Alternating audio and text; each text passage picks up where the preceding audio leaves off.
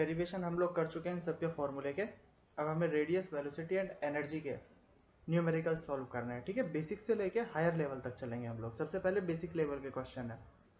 पहला है हमारे पास, find the radius of hydrogen atom for first orbit, second orbit and fourth orbit. एक एक करके सॉल्व करते हैं।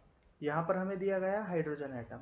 ठीक है, तो हाइड्रोजन एटम के लिए z इक्वल टू क्या हुआ, इसका एटॉमिक नंबर होता है 1। रेडियस फाइंड करना है तो r is equal to 0.529 multiply by N square by Z. ठीक है, एंगस्ट्रॉम के अंदर।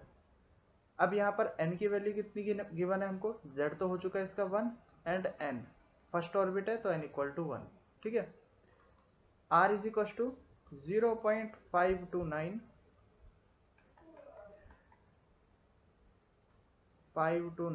Multiply by N square 1 square by 1। Solve करेंगे तो ये आया हमारे पास 0.529 एंगस्ट्रॉम। ठीक है, ये जो वैल्यू है ये हाइड्रोजन एटम के सबसे फर्स्ट ऑर्बिट की वैल्यू है।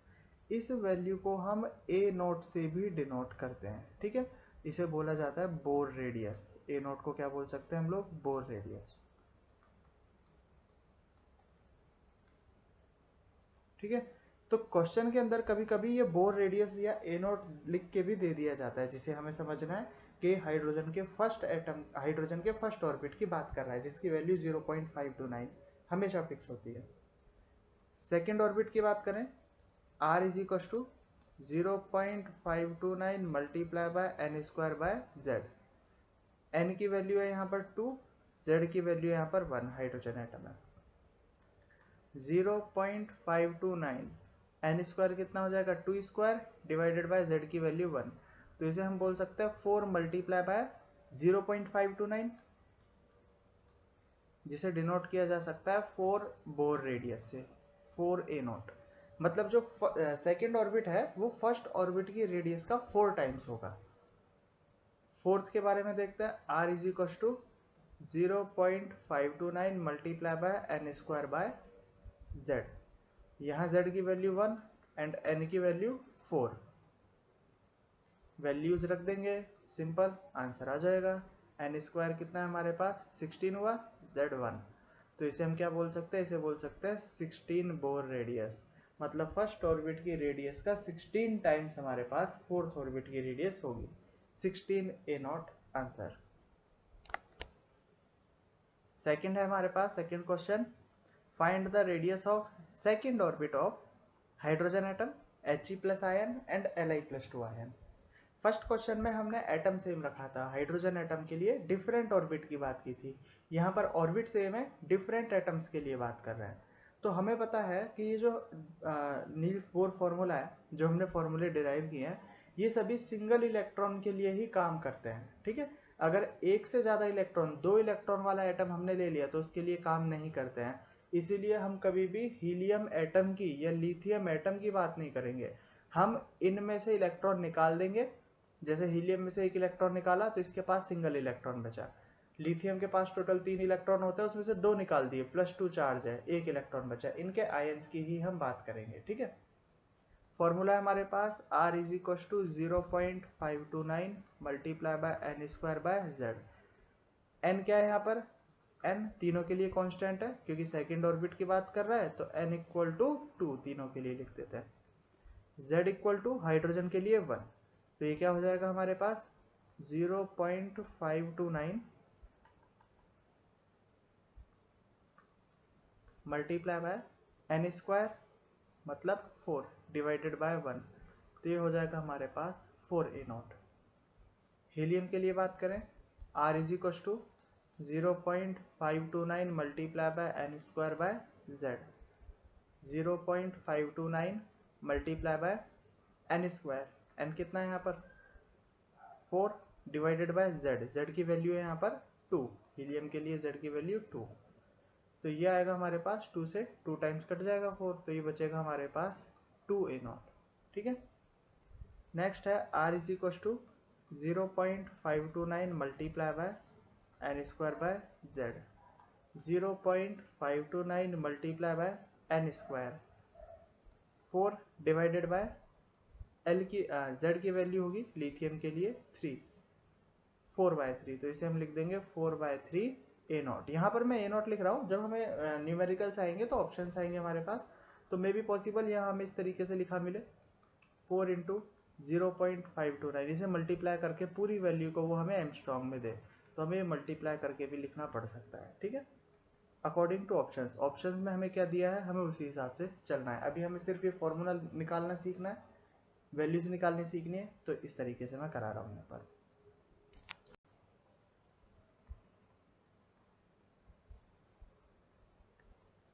Find the radius ratio of second and fourth orbit of He plus ion. देखो किस तरीके से कर सकते हैं, यहाँ पर He प्लस आयन कॉन्स्टेंट है, तो हम बोल सकते हैं यहाँ पर Z हमें दिया गया है 2, कॉन्स्टेंट दिया गया है। For second orbit, second orbit के लिए रेडियस निकालते हैं R2, R2 से डिनोट किया है हमने इसको। R2 equal to 0.529 multiply by n square by z, तो सेकेंड ऑर्बिट के लिए n स्क्वायर कितना हो जाएगा 2 स्क्वायर बाय z कितना है, z है हमारे पास 2, तो इसे हम लिख सकते हैं 2a0, ठीक है।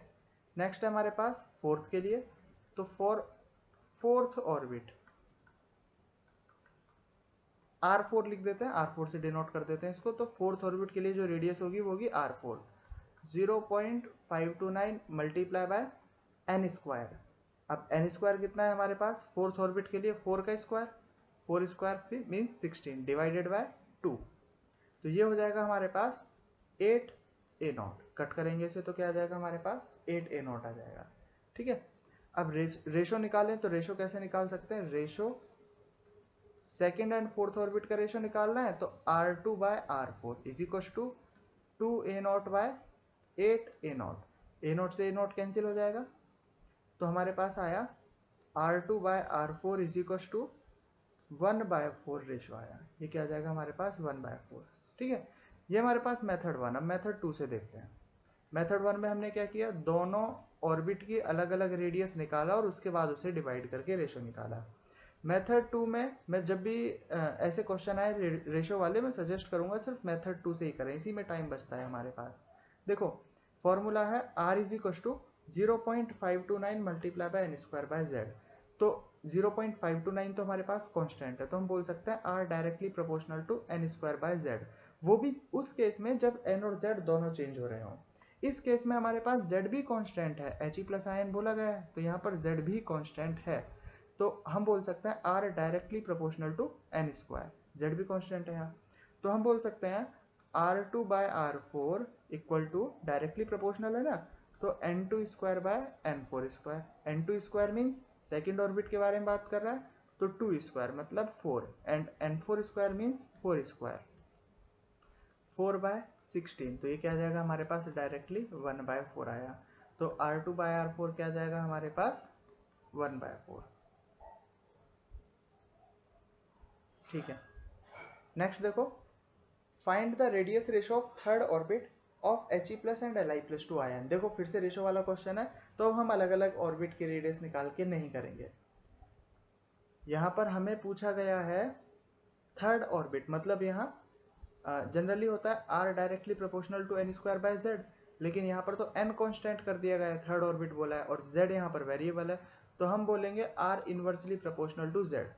तो रेशो निकालना है R He प्लस का divided by R Li plus 2 का, ऑर्बिट तो सेम है तो ऑर्बिट हमें लिखने की जरूरत नहीं है, is equal to inversely proportional है तो उल्टा हो जाएगा Z Li plus 2 divided by Z He plus, तो ये Z Li plus 2, Li plus 2 का Z कितना होता है 3 एंड He प्लस का Z कितना होगा 2, तो रेशो क्या आ जाएगा हमारे पास 3/2 रेशो, डायरेक्टली हमारे पास यही आंसर हो जाएगा।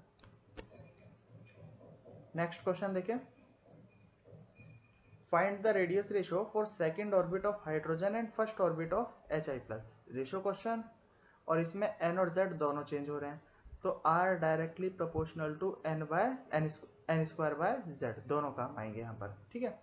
तो यहाँ पर है सेकेंड ऑर्बिट ऑफ हाइड्रोजन, तो सेकेंड ऑर्बिट ऑफ हाइड्रोजन को हम मान लेते हैं R1, ठीक है, and first orbit of He plus, तो इसको हम मान लेते हैं R2, first orbit of He plus के लिए, तो रेशो होगा R1 by R2 is equal to n1 square by Z1 multiply by Z2 by N2 square. देखिए यही होगा, ठीक है, क्योंकि N स्क्वायर बाय Z के डायरेक्टली प्रोपोर्शनल है। अब क्या करना है, हमें वैल्यूज रखनी है। R1 by R2 equal to, हाँ N1 कितना है, सेकेंड ऑर्बिट। देखो यहाँ पर बोला गया है ना, R1 हमने क्या माना है, सेकेंड ऑर्बिट, तो यहाँ हम बोल देंगे 2 स्क्वायर डिवाइडेड बाय हाइड्रोजन के लिए Z कितना हो जाएगा 1 multiply by first orbit of He plus ion के लिए R2 है, तो यहाँ पर Z कितना हुआ 2 He के लिए, और फर्स्ट ऑर्बिट बोला गया मतलब N1 स्क्वायर 1, तो ये कितना हो जाएगा हमारे पास, ये हो जाएगा R1 by R2 is equal to 8 या फिर 8:1, ये हमारे पास direct answer. Next question velocity का। Find the velocity of electron in hydrogen atom in first orbit and third orbit. First question करते हैं। वेलोसिटी का formula v is equal to 2.18 into 10⁸ multiply by z by n।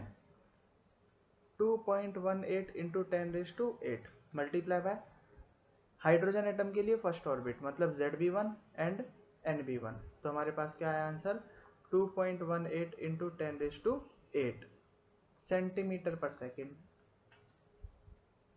ठीक है, second question v is equal to 2.18 into 10⁸ multiply by z by n। यहाँ पर z की value कितनी है, z की वैल्यू 1 हाइड्रोजन एटम के लिए एंड n की वैल्यू थर्ड ऑर्बिट मतलब 3, तो ये हो जाएगा हमारे पास 2.18 इंटू 10⁸ मल्टीप्लाई बाय 1/3। कट करेंगे 0.7 multiply by 10⁸ centimetre per second. ठीक है, सिंपल क्वेश्चन है ये, सिंपल क्वेश्चन हम इस तरीके से कर सकते हैं। ठीक, find the energy of hydrogen atom of first orbit. First orbit के हाइड्रोजन एटम के लिए एनर्जी फाइंड करनी है। z equal to hydrogen atom के लिए हो जाएगा 1, n equal to orbit first बोला गया है तो n इक्वल टू 1। ठीक है, E is equal to -13.6 multiply by z square by n square. E is equal to -13.6 multiply by z1 square n 1 square equal to -13.6 electron volt. मतलब hydrogen के first orbit की energy कितनी होगी, -13.6 electron volt energy होगी। किसी भी atom के लिए या किसी भी आयन के लिए अगर हम सबसे बाहर वाले शेल में से इलेक्ट्रॉन को बाहर निकालने के लिए एनर्जी की रिक्वायरमेंट की बात करते हैं तो उसे आयोनाइजेशन एनर्जी बोलते हैं। जैसे ही हमारे पास न्यूक्लियस है, ये हाइड्रोजन है, हाइड्रोजन का ऑर्बिट, हाइड्रोजन में सिर्फ एक इलेक्ट्रॉन होता है, तो ये एक इलेक्ट्रॉन कहाँ प्रेजेंट होगा, ये इलेक्ट्रॉन फर्स्ट ऑर्बिट के अंदर प्रेजेंट होगा। तो इस फर्स्ट ऑर्बिट की एनर्जी है -13.6 इलेक्ट्रॉन वोल्ट। इसका मतलब ये हुआ कि इस इलेक्ट्रॉन को अगर मुझे इस न्यूक्लियस से दूर लेके जाना है, खींच के बाहर निकालना है, तो कितनी एनर्जी की रिक्वायरमेंट होगी, -13.6 इलेक्ट्रॉन वोल्ट एनर्जी की रिक्वायरमेंट होगी। ठीक है, इसे हम ionisation energy of hydrogen atom भी बोल सकते हैं। ठीक है, क्योंकि सबसे बाहर वाला शेल यही है, फर्स्ट ऑर्बिट इसका सबसे बाहर वाला ऑर्बिट होता है, तो ये इसकी आयोनाइजेशन एनर्जी है। नेगेटिव साइन किसको इंडिकेट कर रहा है, नेगेटिव साइन इंडिकेट कर रहा है कि जब हम इलेक्ट्रॉन को बाहर निकालेंगे तो 13.6 इलेक्ट्रॉन वोल्ट की एनर्जी रिक्वायर्ड होगी, क्योंकि 13.6 इलेक्ट्रॉन वोल्ट से ये अंदर की तरफ खिंच रहा होगा। इसी के तो अपोज में हम इसे बाहर निकालेंगे, तो ये जो अंदर की तरफ अट्रैक्शन फोर्स है इसी को नेगेटिव साइन डिनोट कर रहा है, मैं पहले भी इसे बता चुका हूं। ठीक है, सेकंड ऑर्बिट की बात करते हैं। देखो z इक्वल टू तो 1 ही रहेगा हाइड्रोजन एटम के लिए, n इक्वल टू 2, एनर्जी क्या हो जाएगी, E equal to -13.6 multiply by z square by n square. E equal to -13.6 multiply by z square 1 square and n square 2 square, मतलब -13.6 multiply bye 1/4। जब इसे कैलकुलेट करेंगे तो 13.6 को 4 से डिवाइड करने पर आएगा हमारे पास 3.4, -3.4 इलेक्ट्रॉन वोल्ट। ये सेकेंड ऑर्बिट की एनर्जी है। थर्ड ऑर्बिट की एनर्जी के लिए z equal to 1 and n equal to 3, E equal to -13.6 into Z square by N square. E equal to -13.6 multiply by Z square 1 square and N square 9 हो जाएगा। Calculation करने पर आएगा minus में 1.51 electron volt. ठीक है, 13.6 को 9 से डिवाइड कर दिया। देखो ये nucleus, first orbit, second orbit and third orbit, इसे हम डिनोट कर देते हैं E1 से, इसे हम डिनोट कर देते हैं E2 से एंड इसे डिनोट कर देते हैं E3 से। तो E1 क्या है हमारे पास 13.6 फर्स्ट ऑर्बिट की एनर्जी, E2 क्या है -3.4 एंड E3 क्या है हमारे पास -1.51। तो हमने बताया था जब नील्स बोर में हम पढ़ रहे थे, E1 greater than E2 greater than E3। जैसे जैसे हम न्यूक्लियस से आगे जाते जाएंगे वैसे वैसे एनर्जी क्या होती जाएगी, इंक्रीज होती जाएगी। तो अगर विद नेगेटिव साइन देखा जाए तो देखो इंक्रीज कंटिन्यू हो रही है। -13.6 सबसे छोटा है एंड -1.51 सबसे बड़ा है, तो एनर्जी क्या हो रही है, इंक्रीज हो रही है विद नेगेटिव साइन। लेकिन अगर मैग्नीट्यूड की बात की जाए ओनली, तो इसका मतलब जैसे जैसे न्यूक्लियस से हम दूर जाते जाएंगे वैसे वैसे एनर्जी कम होती जाएगी। अगर ओनली मैग्नीट्यूड की बात की जाए, ओनली मैग्नीट्यूड का मतलब क्या है कि एक इलेक्ट्रॉन यहाँ पर है E1 के अंदर और एक इलेक्ट्रॉन E3 के अंदर है, तो अट्रैक्शन फोर्स तो E1 के अंदर सबसे ज्यादा लगेगा, ठीक है, और अट्रैक्शन फोर्स E3 के अंदर सबसे कम लगेगा क्योंकि E3 की डिस्टेंस यहाँ पर सबसे ज्यादा है। तो इसीलिए मैग्नीट्यूड, अट्रैक्शन फोर्स, नेगेटिव इसको डिनोट कर रहा है एंड अट्रैक्शन फोर्स को ना, तो विद अट्रैक्शन फोर्स मैग्नीट्यूड सबसे ज्यादा किसका है, मैग्नीट्यूड सबसे ज्यादा है E1 का, और E3 का मैग्नीट्यूड सबसे छोटा है क्योंकि यहाँ पर अट्रैक्शन फोर्स सबसे कम लग रहा है। ठीक है, ये चीज हमको याद रखनी है, ये नेगेटिव साइन क्यों डिनोट हो रहा है और ये डिजिट क्यों छोटा होता जा रहा है। जैसे जैसे न्यूक्लियस से हम आगे जाते जाएंगे वैसे वैसे अट्रैक्शन फोर्स क्या होता जाएगा, कम होता जाएगा, इसीलिए डिजिट छोटा होता चला जाएगा और with negative sign energy increase होती चली जाएगी ऑर्बिट की। ठीक है, ये क्वेश्चंस को शॉर्ट करने में काम आएगा। जैसे हमने तो यहाँ पर फॉर्मूला किया, फॉर्मूला लगाया और आंसर लगाए। कभी कभी कंसेप्ट हमारे पास इस तरीके के आ जाते हैं कि हमें फॉर्मूला नहीं, इस तरीके से कंसेप्ट से सोचना पड़ता है, वहां पर काम आएंगे। करेंगे हम क्वेश्चंस, जब क्वेश्चन आएंगे हम बिल्कुल देखेंगे इस टाइप के। अभी इतने क्वेश्चंस हम कर चुके हैं, बाकी अब इजी क्वेश्चंस हैं, बहुत इजीली तुम इनको सॉल्व कर सकते हो। वीडियो पॉज करके पहले खुद ही सॉल्व करना है इनको, उसी के बाद यहाँ सॉल्यूशन देखना है। Find the energy of second orbit of He plus ion. Second orbit मतलब n इक्वल टू 2 और He प्लस आयन मतलब z इक्वल टू 2। तो E is equal to -13.6 multiply by Z square by N square. ये क्या आ जाएगा, -13.6 electron volt आ जाएगा। Z और n के इक्वल है, एक दूसरे से कट जाएंगे। ठीक है, fourth orbit of Li plus two ion, n equal to 2, sorry fourth orbit है तो n इक्वल टू आ जाएगा हमारे पास 4, z इक्वल टू हो जाएगा Li प्लस 2 के लिए 3, E is equal to -13.6 multiply by Z square by N square, -13.6 multiply by Z square हो जाएगा 9 एंड एन स्क्वायर हो जाएगा हमारे पास 4। सॉल्व करेंगे इसे तो 13.6 मल्टीप्लाई किया 9 से एंड डिवाइड किया इसे हमने 4 से, तो ये आएगा हमारे पास नियरली 30.6 इलेक्ट्रॉन वोल्ट नेगेटिव के अंदर।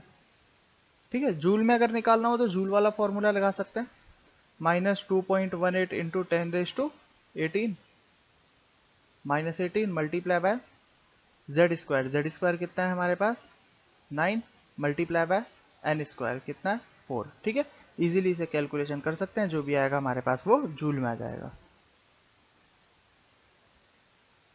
Third question, next question ratio का क्वेश्चन है हमारा। Find the energy ratio of second and fourth orbit of hydrogen atom. कैसे कर सकते हैं इसको सोल्व, देखो हाइड्रोजन एटम एनर्जी क्या है, energy directly proportional to Z square by N square. लेकिन यहाँ पर क्या है, Z कांस्टेंट है, हाइड्रोजन एटम बोला गया है दोनों के लिए सेम। तो यहाँ हो जाएगा हमारे पास E inversely proportional to n square, Z हमने हटा दिया, कट जाएगा अगर कांस्टेंट है तो। अब क्या बोल सकते हैं हम लोग, सेकंड एंड फोर्थ ऑर्बिट के लिए बात कर रहा है ना, तो हम बोलेंगे E2 बाय E4, मतलब सेकंड ऑर्बिट के लिए energy E2 and fourth orbit के लिए energy E4 is equal to n4 square divided by n2 square is equal to n4 मतलब फोर्थ ऑर्बिट एंड n2 मतलब सेकंड ऑर्बिट 16/4। तो क्या हो जाएगा हमारे पास 4:1 आ जाएगा एनर्जी में। ठीक है, ये हमारे पास आंसर इसका।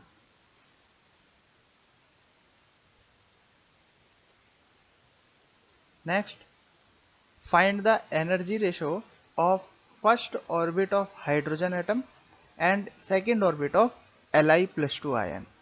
First orbit of hydrogen atom के लिए and second orbit of Li+2 ion के लिए।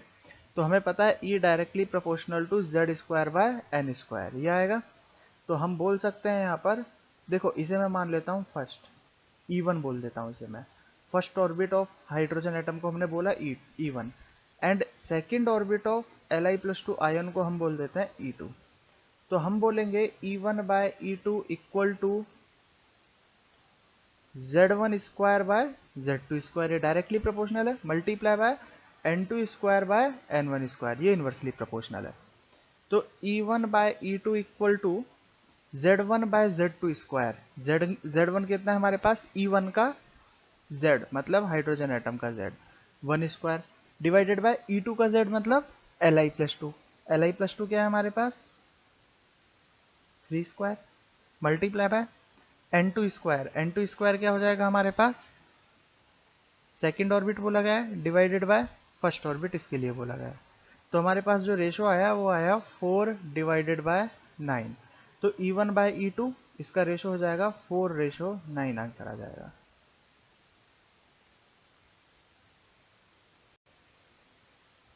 The ionization energy of hydrogen is 13.6 electron volt. The ionization energy of Li+2 ion will be, ionisation energy मैं पहले ही बता चुका हूं। आयोनाइजेशन एनर्जी क्या है, हाइड्रोजन एटम के फर्स्ट ऑर्बिट की एनर्जी को ही हम क्या बोलेंगे, आयोनाइजेशन एनर्जी बोलेंगे। ठीक है, तो ये बात कर रहा है Li+2 आयन के आयोनाइजेशन एनर्जी के बारे में, मतलब Li+2 आयन की फर्स्ट ऑर्बिट की एनर्जी के बारे में बात कर रहा है। बहुत ही सिंपल क्वेश्चन है, देखो सिर्फ लैंग्वेज थोड़ा सा चेंज किया है, बाकी वही क्वेश्चन है जो अभी तक हम लोग ये करते आ रहे हैं। हम बोल सकते हैं फर्स्ट ऑर्बिट की एनर्जी मतलब E1 for Li+2 divided by E1 for hydrogen atom is equal to, E क्या होता है, E is equal to Z²/n² होता है, sorry E directly proportional to Z²/n²।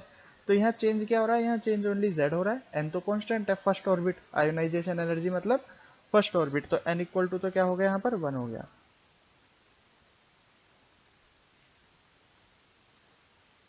Z² for Li+2 divided bye Z² for hydrogen. तो hydrogen के लिए जो Z होगा वो क्या हो जाएगा 1। तो E1 for Li+2 is equal to Z² for Li+2, Li+2 के लिए Z² कितना हो जाएगा 9, क्योंकि इसके लिए Z कितना होगा 3 और इसके लिए Z कितना होगा 1। 9 मल्टीप्लाई बाय, क्रॉस मल्टीप्लाई करेंगे तो E1 फॉर H ये इधर आएगा, तो E1 फॉर H हमें दिया गया है 13.6 divided by Z² for H। जब इसे मल्टीप्लाई करेंगे 13.6 को 9 से, तो ये आएगा हमारे पास 122.4 इलेक्ट्रॉन वोल्ट, जो कि क्या है, यही हमारे पास आयोनाइजेशन एनर्जी है फॉर Li+2। ठीक है, तो आंसर इज डी।